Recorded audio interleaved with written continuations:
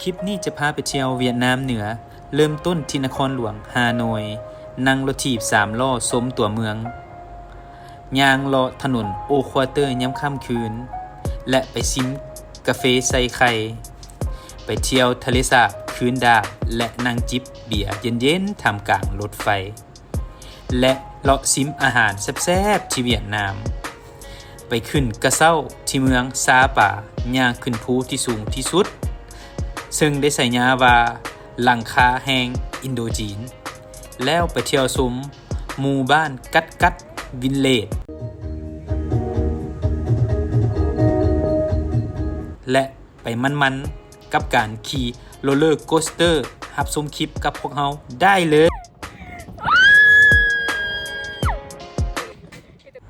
สบายดีเบิดทุกผู้ทุกคนพวกเรามาฮอดฮานอยแล้วและกำลังจะไปโอนควอเตอร์เป็นสถานที่แรกอยากให้หมู่เพื่อนทุกคนรับชมและไปเที่ยวพร้อมกับพวกเรา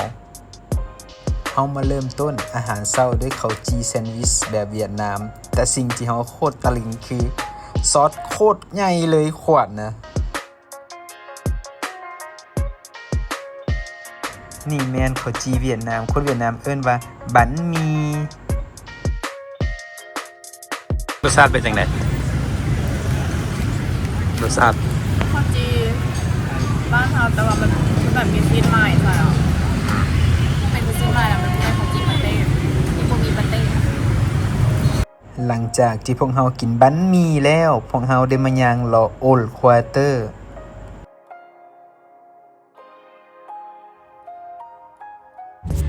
โอลควอเตอร์เป็นย่านประวัติศาสตร์ที่เก่าแก่ที่สุดและมีชีวิตชีวาแห่งหนึ่งของเมืองฮานอยประเทศเวียดนามตั้งอยู่ใจกลางเมืองมีประวัติศาสตร์อันยาวนานหลายกว่า 1,000 ปีและมีสถาปัตยกรรมแบบเวียดนามผสมจีนและฝรั่งเศสตอนนี้พวกเรากำลังจะไปห้านกาแฟที่ใส่ไข่แดงที่มีชื่อเสียงของเวียดนามห้านกาแฟเฉียง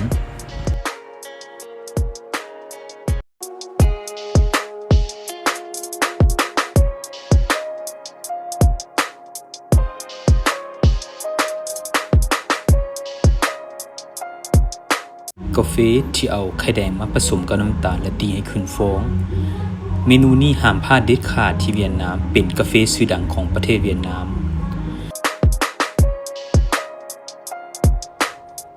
กินกาแฟแล้วเป็นเซนต์โจเซฟบ่ไหวย่างมาเที่ยวที่1 ชั่วโมงแม่น่ะ 200,000 เนาะแต่ว่าเราสามารถต่อขึ้นได้ 150,000รอเบิ่งอันเมืองอันเวียดนามสถานที่ต่อไปที่เรากำลังจะเดินทางไปคือเซนต์โจเซฟไอ้สุดก็เซนต์โจเซฟประวัติศาสตร์มันแม่นอันสมัยฝรั่งเศสสงครามเนาะแล้วเขาสร้างอันเซนต์โจเซฟมันคล้ายๆอันนั้นเขาแก้แบบมาจากอันอย่างวะเขาเรียกอย่างไรเตี้ยนอตเทอร์ดัมอยู่ฝรั่งเศสเขาเห็นอันนี้นะ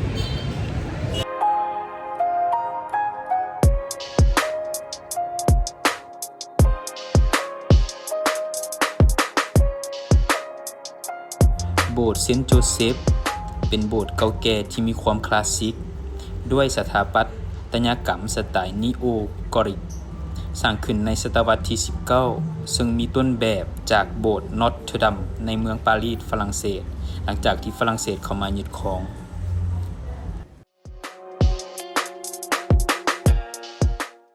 ยังบ่มีแผนเกิดขึ้นอันนี้อย่างว่าถนนมันที่มันเป็นรางรถไฟเราก็จะมาขายหูมันเนาะแต่ว่ารถไฟมันมี3ช่วงบ่มันมีแต่ประมาณ1 โมงครึ่งจนเท่ากับยาขาดเวลาไปก่อน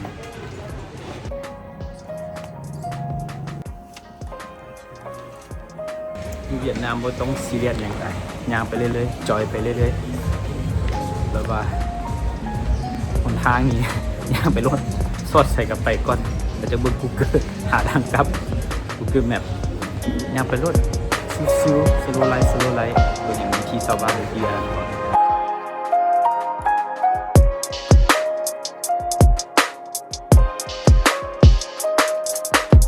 เป็นยังไงปวดขาบ่ย่าง3-4 ชั่วโมงธรรมดาชิวๆโตยังย่างได้หลายสินะ เบดเบย์ จะไปท้ายห้องยูขวดแดงแล้วก็จะไปกินเฟอแล้วก็ไปลงเป็นรถไฟครับทะเลสาบฮาวานเกียมหรือที่เรียกกันว่าทะเลสาบคืนดาบเนื่องจากมีตำนานเล่าขานกันว่าในสมัยครั้งที่กษัตริย์เวียดนามเฮ็ดสงครามสู้รบกับจีนเป็นการสู้รบที่ใช้เวลายาวนานและบ่เคยเอาชนะทหารจากจีนได้จักเทื่อเฮ็ดให้เกิดความท้อแท้ป่าไสเมื่อได้มาลองเรือที่ทะเลสาบแห่งนี้ได้มีเต่าขนาดใหญ่ตัวหนึ่งคาบดาบวิเศษให้พระองค์และนำไปสู่รบจนได้รับไสชนะกลับมาเมื่อสิ้นสุดสงครามแล้วพระองค์จึงได้นำดาบมาคืนและถ้าหากเหลียวเบิ่งทั้งกลางทะเลสาบจะเห็นเจดีย์บูฮานโผล่ขึ้นพ้นน้ำเรียกว่าถาบหัวหมายถึงหอคอยเต่าและยังเป็นที่กล่าวขานกันว่ายังเห็นเต่าขนาดใหญ่อยู่ในทะเลสาบแห่งนี้โดยเฉพาะช่วงเปลี่ยนฤดูกาล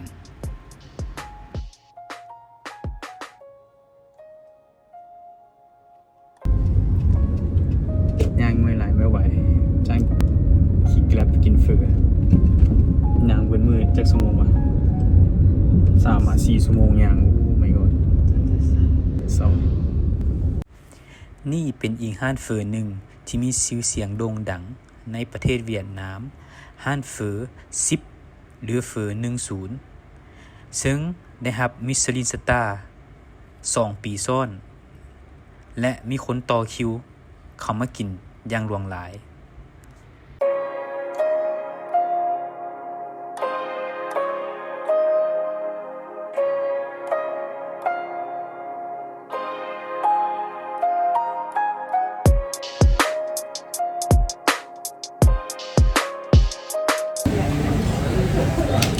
กินเฟออันนี้ต้องอันไว้นิดนึงเนาะเพราะว่าลูกค้าเขาหลาย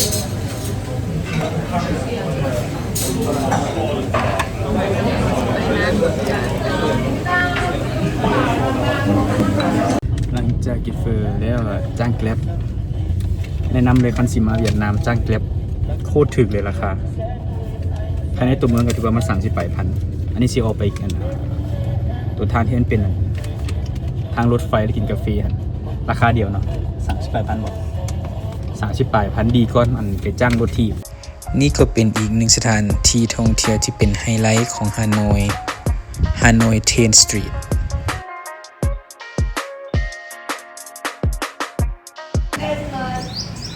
มาเวียดนามมีชิมได้หนึ่งทั้งจะมาบนอันรถไฟจะสั่งหมักไหม้นี่โคตรถึงเลยประมาณเต็มไม่ได้50 ด้ง50,000 ด้งเนาะแล้วจะเป็นสถานที่ท่องเที่ยวต่างๆนะมันสิถือประมาณเขาสิห้อง300,000 200,000จะซื้อบ่ได้มากินย้วนบนรถไฟนี่ดีก่อนถือก่อนว่าสินั่งท่ารถไฟโดนเติบ4 โมงครึ่งยังบ่เห็นรถไฟเลยจัดฮานอยเบียร์ก่อนนะซิมรสชาติเลยเป็นจังได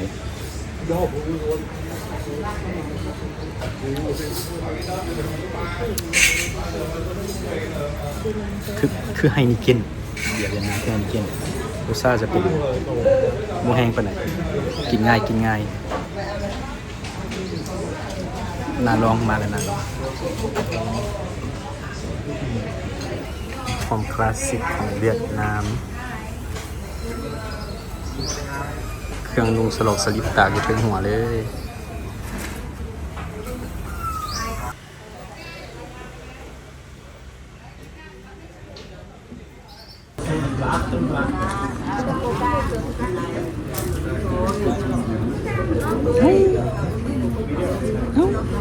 โอเคไซฟาเบียเวลารถไฟมามันจะเหยียบมันจะแปะ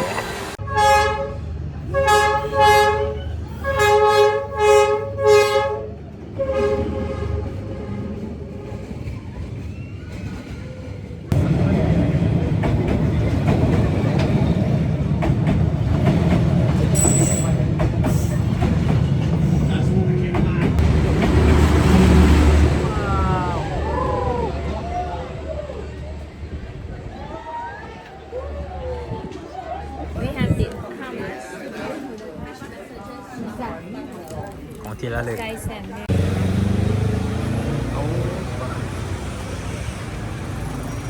ร้านคาเฟ่ลี้ลับ มาแล้วมื้อเช้านี่แต่เขาบ่เปิด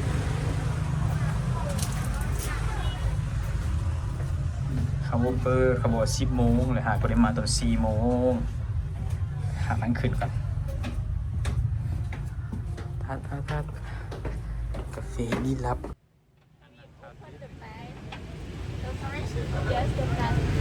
เดฟแฟนโอเคโอ้บรรยากาศมันจะอยู่3 แยกเลยสุดท้ายนี่จะสุดติงปั๊บข่อยกับบรีเจ้ากับบรีข่อยมึง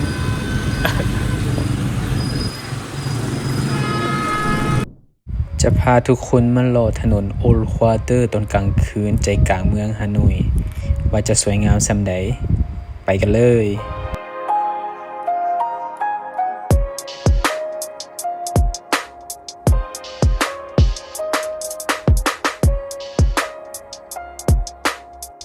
กองทัพต้องเดินด้วยท้องจะพาไปแวะซิมอาหารที่ห้านเต็ดเดเลสลองที่ได้รับการันตีจาก Tip Advisor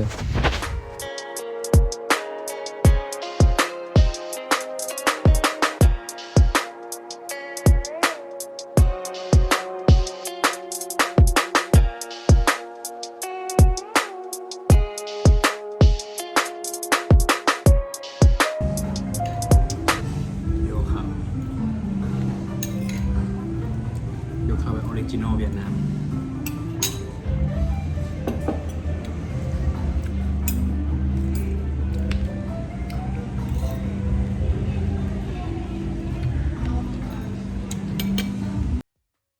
หลังจากที่พวกเขารับประทานอาหารแล้วพวกเขาก็มาต่อที่ห้านของหวานแบบสไตล์เวียดนามนี่เป็นห้านน้ำหวานสไตล์เวียดนามที่ได้รับการันตีจาก Tip Advisor ห้านชื่อว่า Little Bowl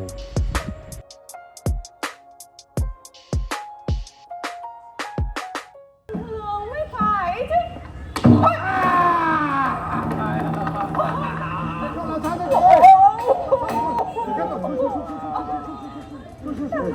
จะสวยกว่า ai cũng đã ủa không có đau không cậu ơi xuống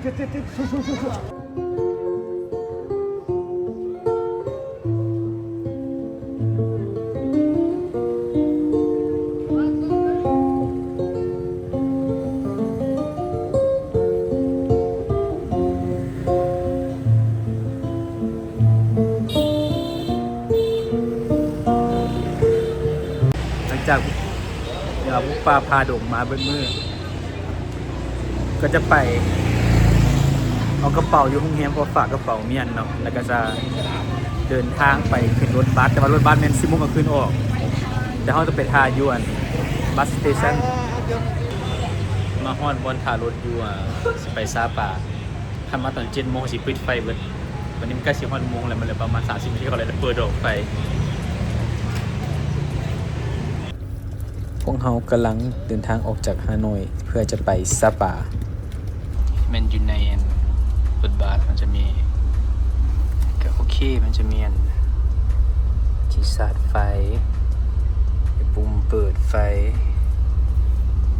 เอาไว้น้ำมันก่อเครื่องโอเคมีไฟอ่านหนังสือหัวไอ้ก็ซิเมียนมันสาโทรศัพท์อีก2 พอร์ตโอ้ยสุดก็ฮอดซาปามาฮอดตอน5 โมงเช้ากำลังจะเอาเครื่องมาฝากอยู่เคาน์เตอร์อยู่ล็อบบี้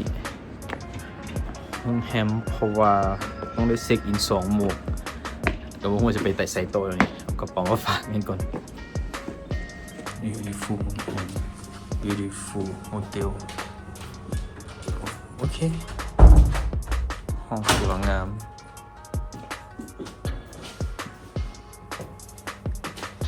เดี๋ยวตัวเล็กโอเคมาฮอดโรงแรมแล้วท่าบ่ไหว 2 โมงสิมาเช็คอินก็เลยยอมจ่ายเพิ่ม300,000ดองเขาไปเช็คอินตอนเช้าเข้ามาต้องให้ไปสั่นฟอโอ้บอยเมื่อยเพิ่งคืน Hello เจ้าว้าวสปาตอนเช้าคนงามเลยฟิลคืออยู่ต่างประเทศคืออยู่ยุโรปเลยเพราะว่าจะเป็นสถาปัตยกรรมต่างๆและมื้อนี้พวกเราจะพามาเที่ยวชมเมืองสปาและจะพาไปภูฟาซิฟานเมาน์เทน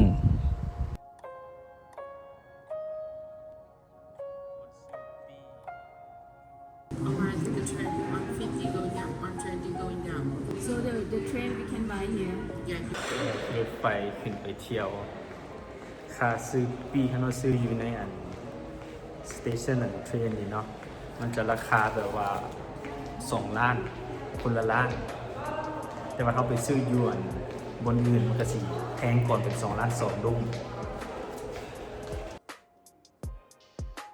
ตอนนี้พวกเขากำลังจะไปฟาซิฟานเมาน์เทนซึ่งเป็นภูที่สูงที่สุดในอินโดจีนพวกเขาจะได้ขี่ทั้งรถไฟและได้ขี่ทั้งกระเซ้าเพื่อชมวิวเพื่อไป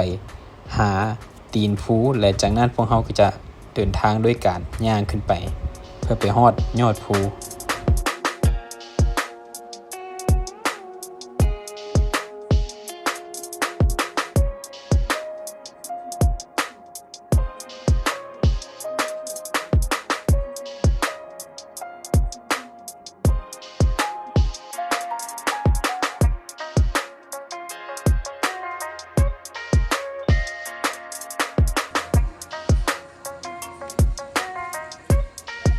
สวยงามตามท้องเรื่องโอ้อยู่สูงกว่าระดับน้ำทะเล 2,900 เมตรโอ้ที่สุด Khu du lịch Fansipan Legend xin kính chào quý khách. ตอนนี้ขึ้นไป Xin ทาง quý นี้ khách lưu ý, để phòng chống nguy cơ cháy rừng, quý khách vui lòng không châm lửa, không phát tán ngọn lửa. ขั้นแรกหาก็ผ่านไปต้องมาขึ้นไปพุ่นแต่เขาจะตัดมุนนอกทางนี้ต้องได้ยางอ้อมาพูอะไรนี้พูนขึ้นพูนมานี้ขึ้นได้พูนมานี้กับมานี้โอ้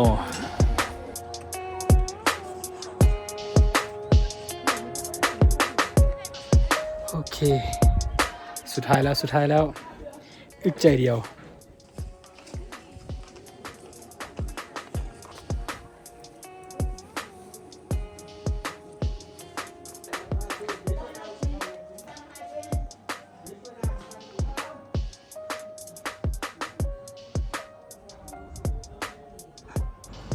ภูฟาซิฟันเป็นภูที่สูงที่สุดในอาเซียและได้สมญานามว่ากระดูกสันหลังของอินโดจีน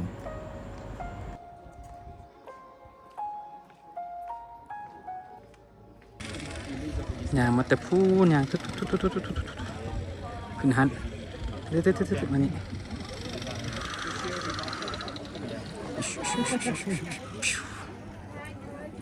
ขึ้น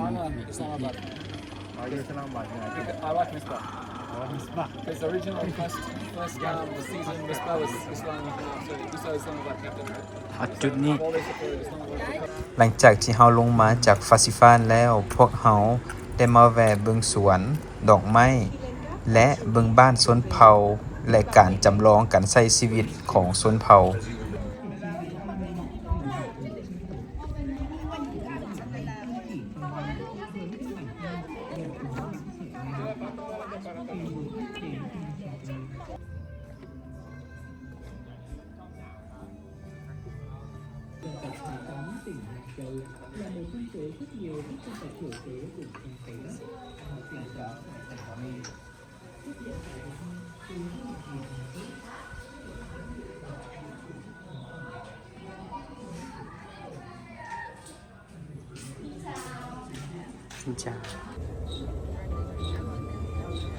ค่ะครับนั่งรถไฟลอยฟ้าชมวิวเมืองสปาและภูผาป่าดงที่สวยงามของเวียดนาม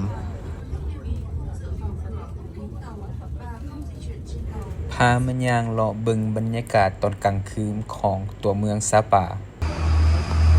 มาทดลองซิมมันพิซซ่าเวียดนามลองแบบ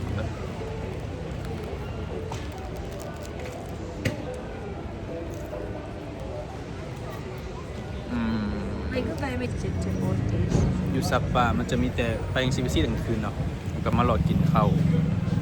รอกินอาหารเป็นตรงนี้แล้วแต่ตอนนั้นอัตยาศัย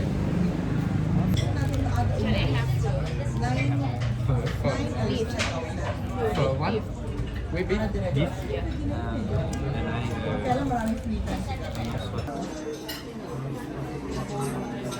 ขอตรงหัวใจใจมูกับเฟอมัวตามเคยจ้าเฟอออนลีจ้าสุดใจซิมตรง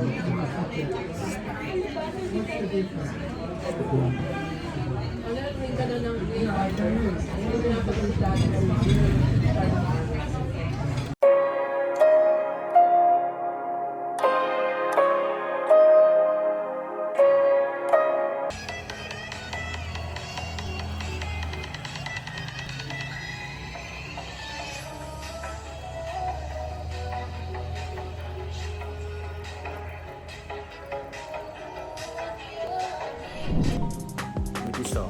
อยู่ซาปาเซารถจักรจะไปเที่ยวไปโมนาคาเฟ่ตอนเช้าหากินกาแฟกินอย่างไรนึง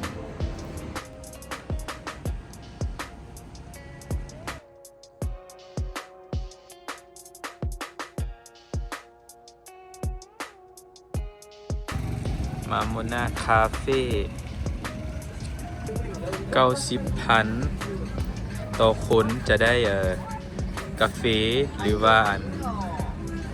เครื่องดื่มหรือว่าซาตอนนี้อยู่โมนาคาเฟ่จะเห็นวิวงามๆเลยวิวเมืองซาปาของเมืองเขาแต่ว่าคันมาข้างหลังเห็นป่ะมันจะมีจุดที่ว่าเขานิยมถ่ายรูปบรรยากาศโคตรงามเลยเป็นภู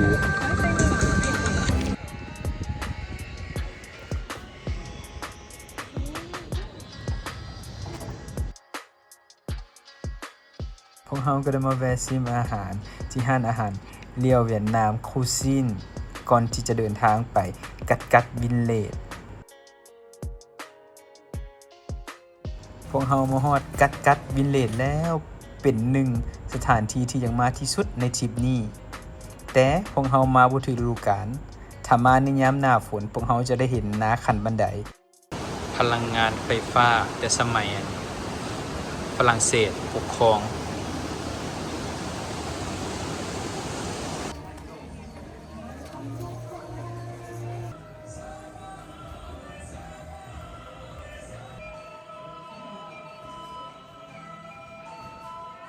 ว้าว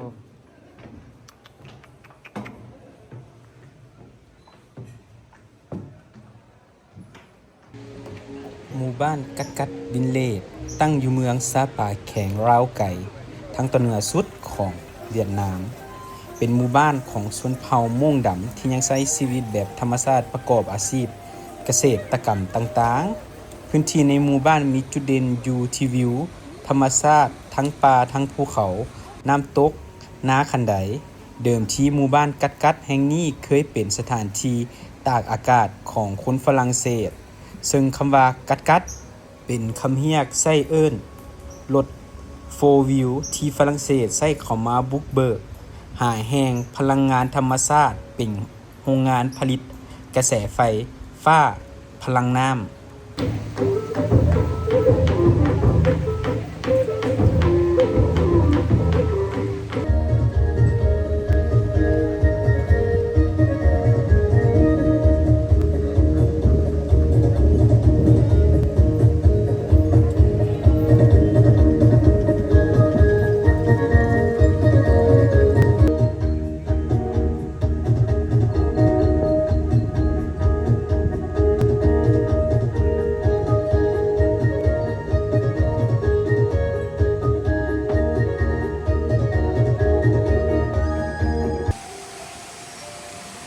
บิ๊กสวยเพิ่นแล้วเพิ่นก็ให้เขียนซื้อใส่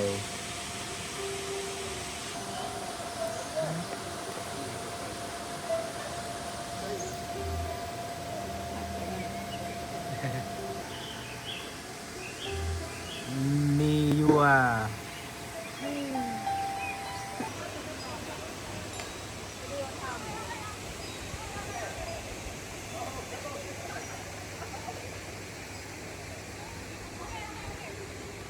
เราดีไซน์ นี่เลยลูกอ่ะเดี๋ยวแม่เนี่ยจิปูหลงมัวละ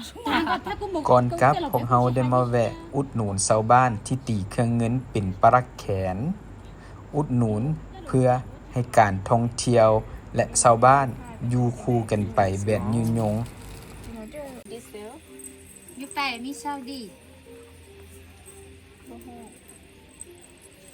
คือในของมาดามแต่ว่ามันเอา3อันรวมกัน คือส่วนน้องห้าหมานึงนี่ปะ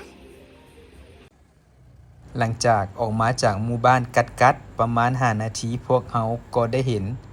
คาเฟ่แห่งหนึ่งเป็นมินิซูซึ่งเพิ่นได้เลี้ยงตัวอัปปากาและตั้งชื่อให้น้องว่าลาลา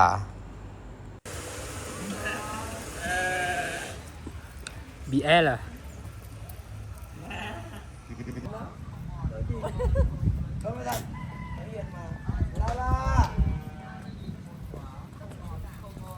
Hey, hi, hello, hello, hello, hello. Hey, hello, Bo. What's up? Lala, Lala, why? Lala, beautiful Lala.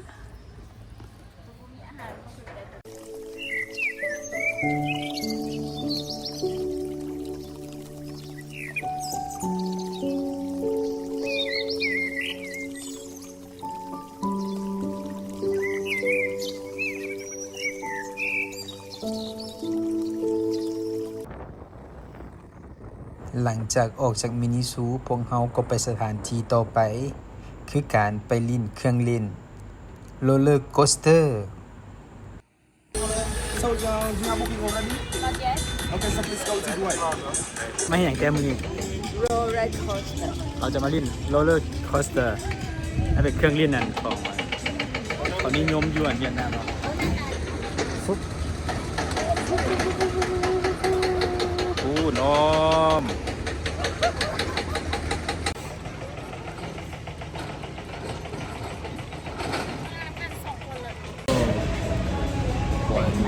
จัดเสียงอะไรเรื่องนี้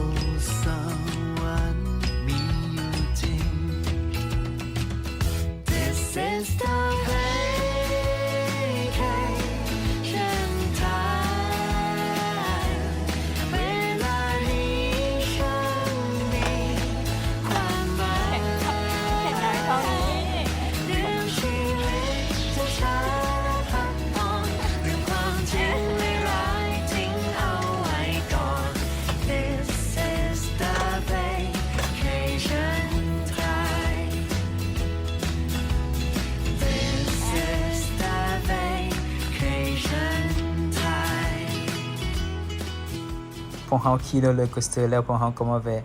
ห้าน Via the King Cafe ซึ่งเป็นห้านที่บรรยากาศโคตรดีเห็นวิวแบบ360องศา เห็นวิวภูเขา และมีจุดเด่นหนึ่งจุดคือเราจะเห็นขวาที่มีรถไฟแล่นผ่านนั่งจิบกาแฟแบบเบาๆฟังเพลงม่วนๆบรรยากาศโคตรฟินเลย และพวกเรามาต่อที่ห้าน Miss Cafe เป็นห้านคาเฟ่น้อยๆสไตล์โฮมมี่บรรยากาศสงบใจกลางเมืองสปาเหมาะแก่การมานั่งสโลว์ไลฟ์ฆ่าเวลาไปเรื่อยๆถ้าบ่ฮู้จะไปไสห้านนี้แนะนำเลยอาหารโคตรถูกและถึกใจและถึกปากคนลาวแน่นอนหาจุดนี่สุดใช่ป่ะโอเคแกมาอย่าง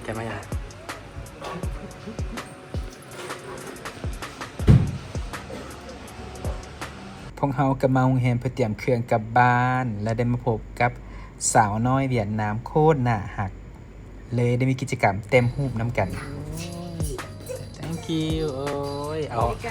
บริการดีเอาของขวัญทุกเจ้าของโรงแรม So we're gonna take the photo. เอาวัน Okay. ของขวัญให้ขอเต็มหูกับเลยเพิ่ง2 คนพวกเขาได้มาแวะกินอาหารแรงที่บรรยากาศโคตรดีไปเลย กับห้าน Hello เวียดนาม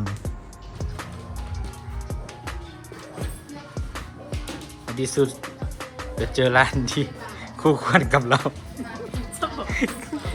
ร้านนี้ใช่ป่ะย่างไปย่างมาหลายมื้อมุดเจอร้านที่มีวิวงามๆ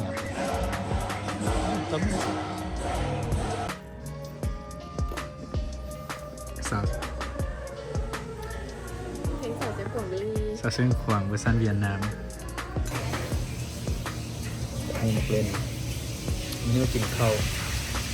ก็ห้านแรกคือแบบว่ารสชาติเข้มข้นกินมาหลายมื้อแล้วใช้แต่เกลือรสชาติกินยากนิดนึงจืดๆแต่มื้อนี้ได้อาหารถึงปากนิดนึงรสชาติเข้มข้นจะมีเป็นมื้ออื่นกับมื้อแรงกลับเนาะเดี๋ยวเขาได้ฮานอยมื้ออื่นห้านนี้อาหารแซ่บราคาถูกแล้วเพิ่นกระแถมมันมังไม่ให้อีกโอ้ดีได้ห้านนี้นะแนะนำเลยหลังจากนั้นพวกเราได้มาแวะช้อปปิ้งซื้อของฝากของต้นนะฮักซอยชาวบ้านเพื่อเอามาเป็นที่ระลึกกลับไปให้พี่น้องอยู่ลาวของฝากของต้น พี่น้องหลายพี่น้องเยอะหลังจากนั้นพวกเราได้มาขึ้นรถเมล์ G8 Spa Open Tour เวียดนามสุดล่ำมีจอยสัมผัสฟังเพลงได้เตียงนวด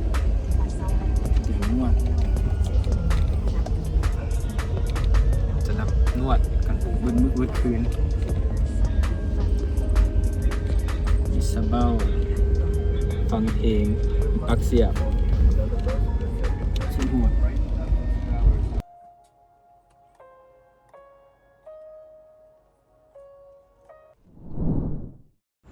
ก่อนกลับประเทศลาวมาหลอกกินข้าวอยู่ห่างที่ฮานอย150,000 ดงจุกๆไปเลยสิคะ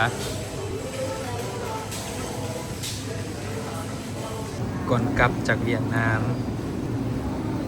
จัดจุกๆมาซานมาดามเผอโซ่สวยแรงมาดามเผอเขานี่มักแห้งเผอนะคลิปของพวกเราก็ได้จบลงเพียงเท่านี้อย่าเฝ้าปิดยังมีอีกต่อวิดีโอนี้สร้างขึ้นมาเพื่อบันทึกทุกช่วงเวลาในการท่องเที่ยวประเทศเวียดนามเป็นหนึ่งประเทศที่มีความอุดมสมบูรณ์ทั้งด้านวัฒนธรรมและธรรมชาติเฮ็ดให้ค้นหาบ่มีมือสิ้นสุดถ้าเปรียบดังหนังสือเล่มหนึ่งกับเป็นหนังสือที่อ่านแล้วบ่ฮู้จบหวังว่าสักมื้อหนึ่งจะได้กลับมาประเทศนี้อีกครั้งขอขอบใจที่ทุกคนเบิ่งและติดตามจนจบวิดีโอทุกคนช่วยไลค์ช่วยแชร์